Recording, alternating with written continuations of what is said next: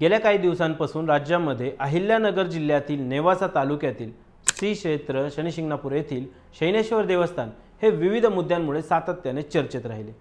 बनावट ॲप, कोट्यवधींचा घोटाळा असे अनेक गोष्टी या दरम्यान घडल्या। आता यातच एक नवीन व अत्यंत खळबळजनक धक्कादायक घटना ही समोर आली असून शनिशिंगणापूर येथील शैनेश्वर देवस्थान ट्रस्टचे सहाय्यक कार्यकारी अधिकारी नितीन शेटे यांनी आत्महत्या केली आहे।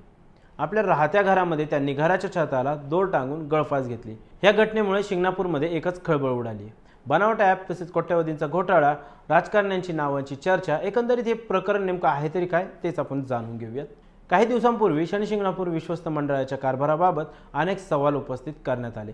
यामध्येच या देवस्थानामध्ये बनावट ॲपद्वारे कोट्यवधींचा घोटाळा झाल्याचा देखील आरोप काही सामाजिक कार्यकर्त्यांकडून करण्यात आला होता।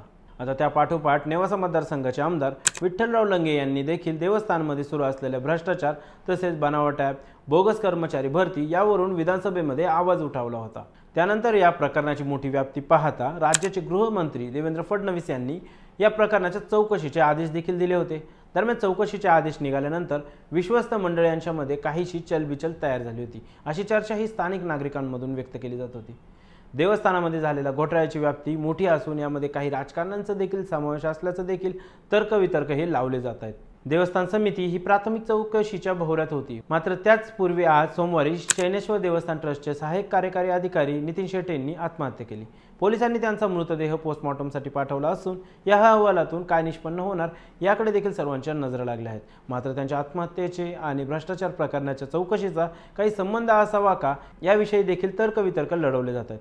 तसेच या घटनेनंतर काही राजकीय नावे देखील समोर येणार का हे देखील पाहणं महत्त्वाचं आहे। आत्महत्या करणारे नितीन शेटे हे माजी आमदार शंकरराव गडाख यांचे खंदे समर्थक मानले जातात।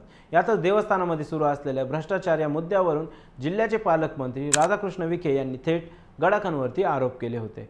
एकीकडे शनिशिंगणापूर देवस्थान भ्रष्टाचार चौकशी सुरू असतानाच गडाखांचे खंदे समर्थक असलेले शेटे यांनी आत्महत्या केल्याने या प्रकरणाची त्यांचा खरंच काही संबंध आहे का, आता ही गोष्टीची देखील चर्चा सुरू झालेली आहे।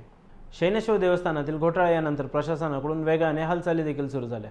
शिर्डी आणि पंढरपूरच्या धर्तीवरती शनिशिंगणापूर देवस्थानात मंदिर समिती स्थापन करण्याचा राज्य सरकारचा विचार असल्याची माहिती मुख्यमंत्री फडणवीसांनी विधानसभेत दिली होती। त्यानंतर नेवासाचे आमदार विठ्ठल लंगे यांनी देखील या प्रकरणावरती आवाज उठवला आणि त्यानंतर भ्रष्टाचाराची चौकशी सुरू असताना नितीन शेटे यांनी टोकाचे पाऊल उचलले। त्यामुळे सध्या या प्रकरणी पुढे काय घडणार हे पाहणं देखील आता महत्त्वाचं ठरणार आहे। दरम्यान या व्हिडिओबद्दल आपल्याला काय वाटतं, आपली प्रतिक्रिया आम्हाला कमेंटद्वारे नक्कीच कळवा। तसंच आमच्या YouTube चॅनलला सबस्क्राइब करायला विसरू नका। धन्यवाद। सोशल मीडियाच्या भाऊ गर्दीत विश्वासार्हतेने चकाकणारे नाव म्हणजे लेट्सअप मराठी।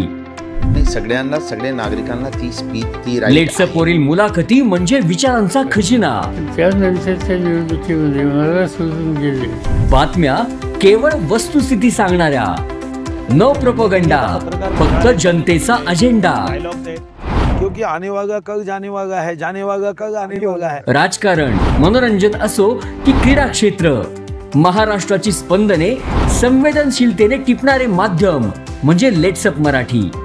जगासोबत एक पाऊल पुढे राहण्यासाठी लेट्सअपचे ॲप, सोशल मीडिया आणि वेबसाईट सोबत कनेक्टेड रहा।